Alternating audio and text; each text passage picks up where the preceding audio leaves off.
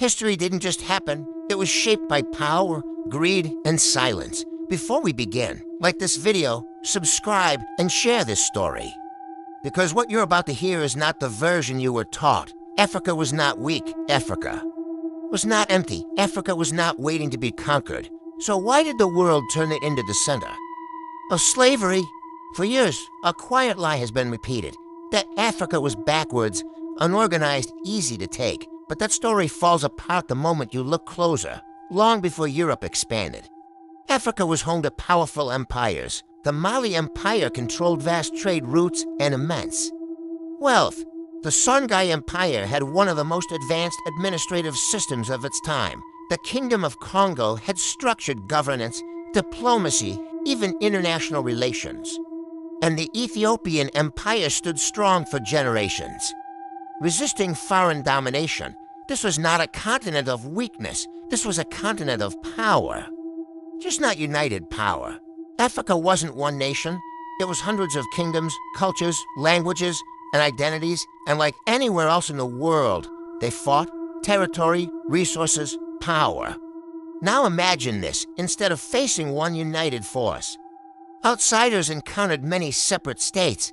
That changed everything, because when people are divided, they become easier to influence, easier to negotiate with, easier to exploit. Some groups began trading captives from rival communities, not knowing, or maybe not fully understanding, what that system would become. What started as local conflict became a global pipeline of human suffering. Now here's the part of the story that makes people shift in their seats, the part many avoid or oversimplify. Yes, some Africans were involved in selling other Africans into slavery.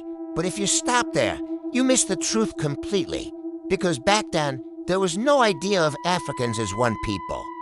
No shared identity across the entire continent. People identified with their kingdom, their tribe, their language.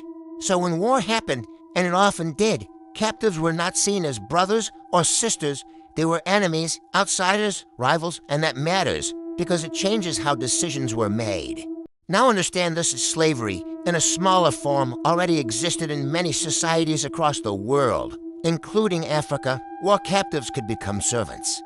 Some could even regain freedom or be absorbed into the community over time. It was not the same brutal, lifelong, race-based system we later saw. But then everything changed. When traders from the outside arrived, they didn't ask for a few captives. They wanted hundreds, thousands, constantly, and they came with something powerful: trade.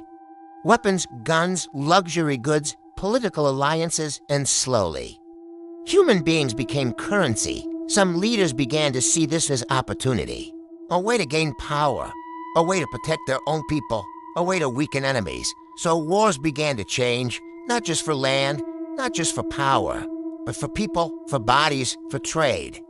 And then the system became something even darker. It started feeding itself. More slaves traded meant more guns received. More guns meant stronger armies. Stronger armies meant more raids, more captives, more trade. It became a cycle that pulled entire regions into it. And here's the hardest truth of all. Some who refused to participate became targets themselves. So, for many, it wasn't just greed. It was survival. Join the system, or risk being consumed by it. But even in the middle of all this, there were voices that said no, leaders who saw the destruction it was causing, like Afonso I of Congo, who wrote desperately to Portugal, begging them to stop taking his people. He saw it clearly. This was no longer trade. It was devastation. So yes, some Africans were involved, but they did not create the global demand. They did not build the ships. They did not create the vast networks stretching across oceans and deserts. That machine was driven by forces far beyond the continent. This is not a story of simple blame. It's a story of pressure, of division, of choices made under systems that were growing faster than anyone could control. And once that system took hold, it didn't just take people. It took entire futures. Slavery did not begin with Europeans or Arabs. It existed in different forms across the world. But what changed everything was scale. When the Arab slave trade expanded through the Sahara and the Indian Ocean, It created long-distance networks of human trafficking. And then came Europe. The demand exploded. Plantations in the Americas needed labor, cheap, controllable, and endless. Africa became the target not because it was weak, but because it was accessible, because trade. Routes already existed, because human supply could be sourced through existing conflicts, and because the world had decided profit was more important than humanity. But here's the part they rarely emphasize. Africa fought back, relentlessly. Queen Nzinga did not just resist. She outmaneuvered and outlasted European forces for decades. The Battle of Adwa proved that. African armies could defeat European powers. Under Menelik II, Ethiopia preserved its independence when much of Africa was falling under colonial rule. These were not passive victims. These were leaders, warriors, strategists. But resistance in one region could not stop a system that stretched across continents. Here's where it becomes even more uncomfortable. The system grew because it became self-sustaining. Weapons were traded for people. Power was traded for participation. Fear was used to control entire regions, and over time, something darker happened. A belief began to form that African lives were worth less, that they could be bought, sold, transported, and erased. This wasn't just economics anymore. It became ideology, and once people are dehumanized, cruelty becomes easier to justify. So why was Africa targeted? Not because it lacked strength, but because it had access. Division existing systems that could be expanded, and a world that demanded labor at any cost. Africa didn't fall in a single moment. It was slowly pulled into a system designed to consume it.